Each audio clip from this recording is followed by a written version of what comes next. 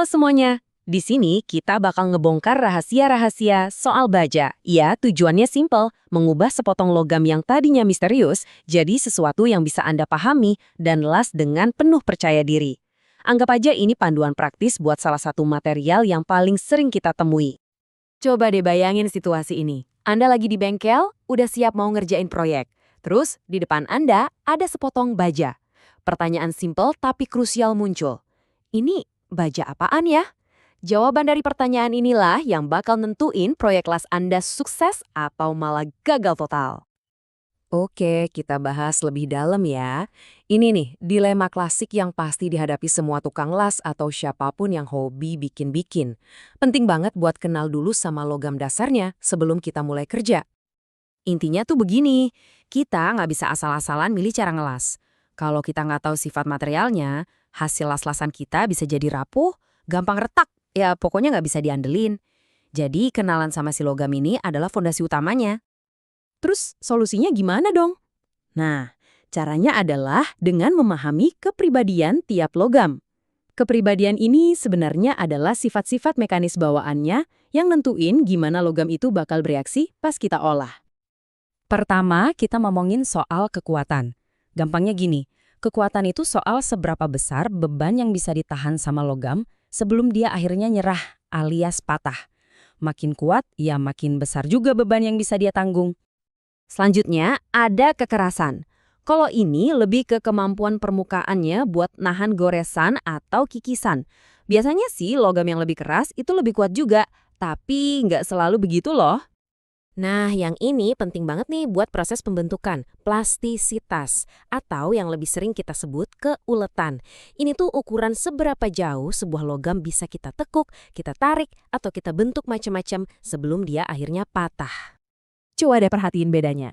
Bahan yang ulet itu ibaratnya ngasih peringatan dulu.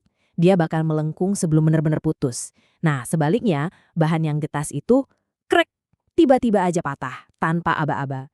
Ini perbedaan yang fundamental banget di dunia konstruksi dan pengelasan. Oke, kita udah kenalan sama sifat-sifatnya. Sekarang yuk kita bedah resep dasarnya. Ada satu bahan kunci yang bisa ngubah besi biasa jadi material super serbaguna yang kita sebut baja.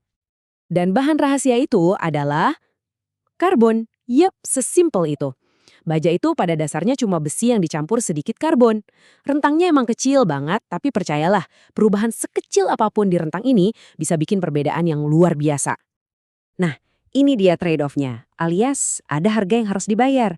Makin banyak karbon yang kita tambahin, baja emang jadi makin keras dan kuat.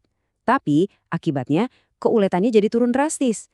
Artinya, baja itu jadi makin getas atau gampang patah. Dari jumlah karbon inilah kita bisa ngebagi-bagi jenis baja.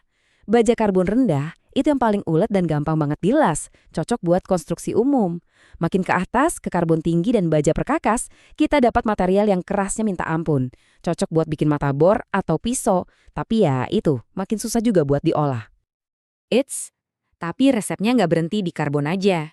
Para ahli metalurgi itu ibarat koki, mereka nambahin elemen-elemen lain, kayak bumbu spesial, buat ngasih sifat-sifat yang lebih unik lagi ke baja. Ini dia beberapa bumbu andalannya. Ada kromium, si perisai anti karat, mangan buat nambahin kekuatan, terus ada vanadium yang bikin struktur bajanya lebih halus dan kuat. Sementara molybdenum bikin dia tahan banting di suhu yang panas banget.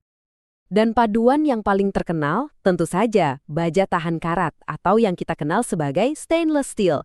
Ini contoh paling sempurna gimana satu bumbu tambahan bisa ngubah total karakter sebuah logam. Angka saktinya itu sekitar 12%. Cukup dengan nambahin minimal 12% kromium, baja bakal otomatis ngebentuk lapisan pelindung super tipis yang nggak kelihatan, yang bikin dia jadi jagoan anti karat. Oke, sekarang kita balik lagi ke dilema awal tadi. Gimana caranya kita membaca kode baja ini di dunia nyata, di lapangan? Nah, jawabannya ada di sistem standar yang udah dibuat. Anggap aja kode-kode ini kayak KTP-nya baja. Standar kayak DIN dari Jerman, JIS dari Jepang, atau SAE dari Amerika. Semuanya itu ngasih info yang jelas tentang isi kandungan baja itu dan gimana kira-kira sifatnya nanti. Biar gampang, kita ambil satu contoh yang umum banget ya. Misalkan Anda nemu sepotong baja yang ada kode ST37. Ini artinya apa sih? Oke, kita bedah satu-satu. Bagian pertamanya steel. Itu singkatan dari Stahl. Bahasa Jermannya baja. Ini ngasih tahu kita kalau ini tuh jenis baja konstruksi umum. Nah, bagian keduanya, angka 37. Ini nih kuncinya.